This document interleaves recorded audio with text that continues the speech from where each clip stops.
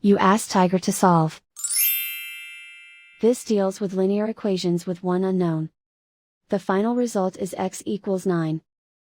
Let's solve it step by step. Simplify the expression. Expand the parentheses.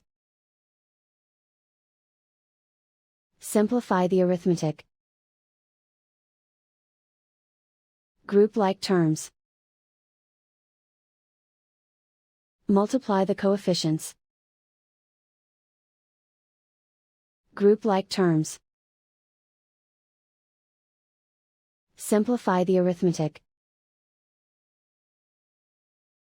Group all constants on the right side of the equation. Subtract 28 from both sides. Simplify the arithmetic.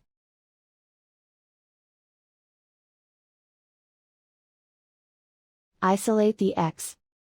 Divide both sides by -3. Cancel out the negatives. Simplify the fraction. Cancel out the negatives. Find the greatest common factor of the numerator and denominator. Factor out and cancel the greatest common factor. And so the final result is x equals 9.